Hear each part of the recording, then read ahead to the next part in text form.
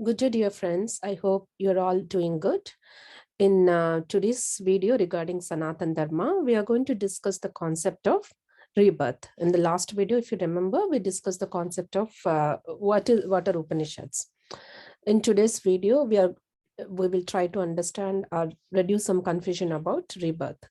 In Sanatan Dharma, there are three important concepts: karma, moksha, and rebirth. Karma and moksha we can understand, but rebirth is very difficult to understand, and there is a lot of confusion around it. Exactly, like what is born, who is born, etc. So before we can understand what is born, we need to see what is not born, and what is it that does not, that it doesn't take birth or death, doesn't go through this cycle. So what is it that doesn't go through the cycle is Atma. Atma is the one that is neither born nor dies. When Atma is a Sanskrit term, when it is translated into English, it is translated as soul, and that is wrong. Atma is not soul. It's a wrong translation. Soul has a specific meaning in other religions, but that soul is not the same as Atma. So Atma is something that doesn't have any identity, that is like Sakshi, that is witness. And Atma is individual, and Paramatma is something that is the bigger consciousness, whereas there are many Atmas. So Atma is individualized, okay? But that is still Sakshi, that doesn't experience anything, but that witnesses. Sakshi means witness. Witnesses things that are going around it, but it doesn't itself, it is itself is not affected by any of the experiences, right? So now when we say we take rebirth, that question becomes, who is that is taking rebirth? Let me tell you what is that is not taking rebirth. For example, in this life, you are John Doe. You are not taking rebirth, okay? John Doe is not taking rebirth. And say in this life, say you are Bharti Seth, you are not taking rebirth. This is where the confusion is, because we identify ourselves with this current identity of this births. We immediately assume that that identity is the one that will take rebirth. No, it won't. That identity is the one that is actually born along with our physical body, and that dies along with our physical body. For example, if someone asks you, who are you? We usually say, my name is Michael, or my name is Bharati, or I'm Janaki, I'm Ram, etc. And I have these attributes. I have one son and my wife does this. I'm a farmer. I know how to play piano. I like this. I don't like this. I follow this. And I was 5 kgs when I was at this age, and now I'm 50 kgs, etc. So you have that continuous identity from childhood to birth to death. That identity is very important, okay? That's the one that separates you from others. Otherwise, you will just merge into others. You will not have separate identity. That identity is born along with you and it dies along with you. So that will not take rebirth. This is a confusion that many people have. When this is where, when we say, oh, there is rebirth or you are reborn, they think like, how can I be reborn? Because I don't remember a thing about my previous birth. You will not, because that identity is dead and gone. When that birth ended, that identity is dead and gone. So what is it that is continuing is Atma. Okay, Atma is not soul. I have to repeat it many times. Please do not confuse Atma with soul. Atma is not born. Atma doesn't die. Atma doesn't take birth. But that is witness. Atma is witness and it continues. So what happens is, when when the birth happens again, when when you die, what happens is this or when you are born, what is born is the layers around Atma are born. There is Atma that is pure, that is a witness. Just think of it like a movie screen. There's a movie screen, and you say you play a comedy movie on that. when the movie is over, that identity is gone. The screen is not affected by it. The screen is still sitting there. Suppose now you play another movie on that screen, like say, for example, a horror movie.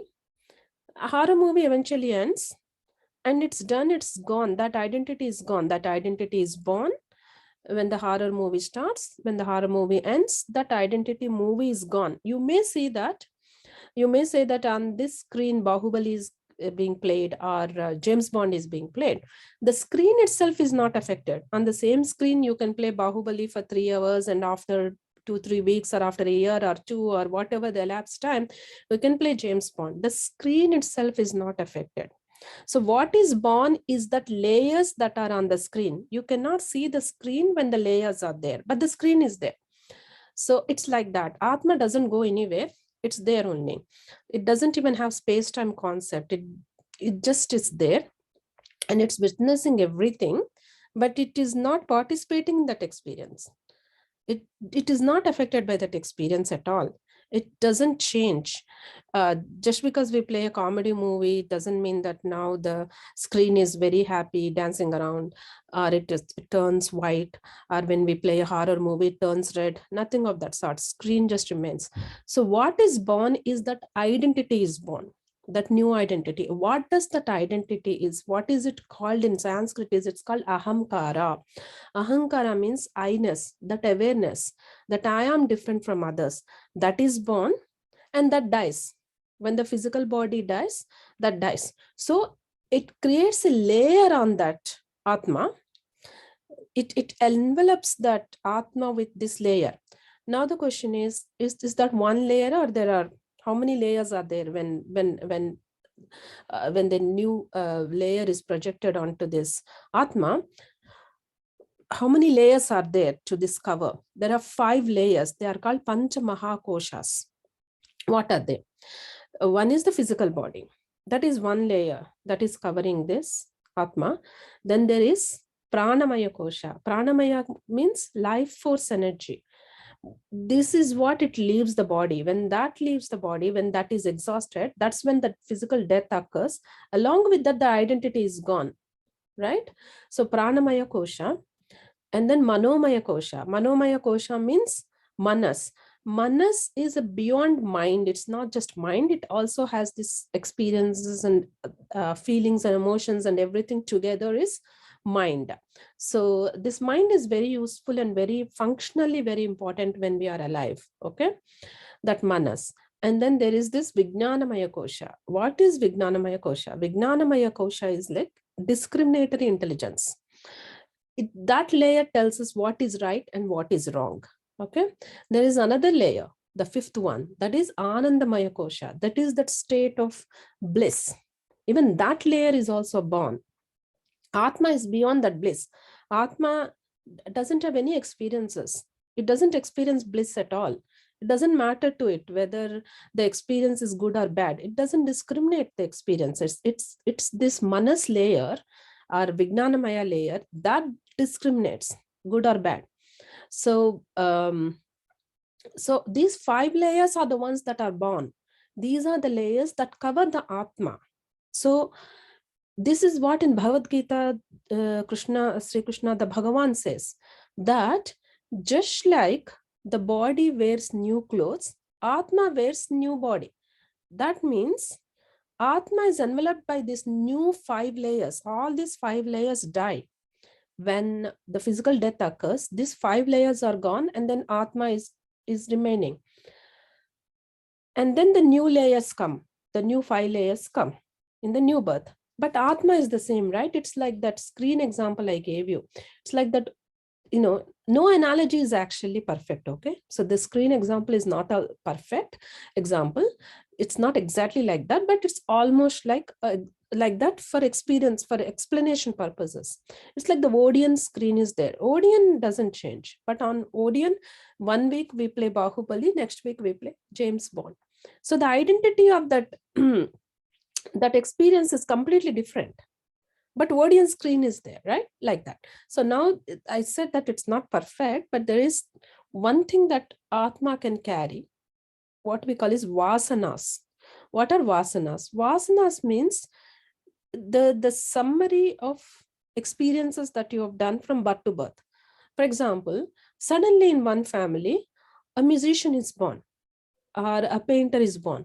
When we ask them, wow, your daughter is doing such a great painting, or your son is such a great singer, are there any other singers in your family? And they say, no, in 5 or 6 generations there are no singers, are there no painters? And suddenly this person is born. And then the elders say, oh, they are carrying the memories, or what we call vasanas, from the previous birth. So what happens is, it can be even some thousands births away, right? Previous means not necessarily the immediate previous birth, because Atma is beyond space and time. Time and space is the constraints that are created, manifested, along with the awareness, the I-ness, but Atma is beyond that. But there is a possibility that this Atma carries vasanas. That doesn't mean that it carries like every small identity. So that's why, because the identity dies when the physical body dies, that I-ness, because ahamkara is born, whatever is born has to die. Birth and death are two sides of the same coin. Because ahamkara, that is I-ness, is born, it also dies. But don't think that ahamkara is bad, that is awareness is bad. No, when we are alive, we definitely need that awareness. We definitely need that identity, that we are separate from others. Otherwise, if there is no concept of that separation, what happens is, because we're all made of the same material, Panchamahakoshas, they merge into each other, and independent existence is not possible. Right? So the ahamkara is very, very functionally important identity for the birth for the birth and death, that cycle, that identity is very important. That is what it is born, and that is what it dies, along with this Panchamahakoshas, the 5 layers that I explained. But what is not born is Atma, which is that one that is continuous, that doesn't have birth or death, but that it's a witness, and it is not affected by any experience. The Atma doesn't qualify anything. It doesn't say this is bad experience, this is good experience. It just simply witnesses whatever the experiences you are doing. But the vasanas are carried. So what happens is, that's what the karmas, right? When you are doing new karma, you are affected by the old karma through vasanas. Vasanas is that link. Vasanas is that memory of the experiences. They're not exactly memories or something, but the cumulative summation of the experiences that you have been taking for so many births. But again, what is you? You do not confuse yourself with your current identity that your Atma is taking. Okay, as I said, what you think you is only that 5 layers. Annamaya kosha, pranamaya kosha, manomaya kosha, vijnanamaya kosha, anandamaya kosha. That means the physical layer, the life force energy layer, the mind plus some emotions on that layer, and the discriminating intelligence layer, and the bliss layer. All these 5 layers are the ones that are born. For us to understand Atma, for us to experience Atma in its pure form, these layers are a obstruction, because so we should not try to understand Atma through mind. It's not practically possible, because mind is a layer that is obstructing Atma. Atma has got 5 layers that is, in a way, are protecting it from the external influences. But at the same time, when we try to understand Atma, they're also the ones that are obstructing, and that layers are the Maya. That is Maya, because we identify those with ourselves with the layer, but we do not identify with the Atma. Because the layers are born and layers die, but Atma is not born, and Atma is constant. Once we can experience Atma, we will not have birth again. Because once you know that there is Atma, then there is no need.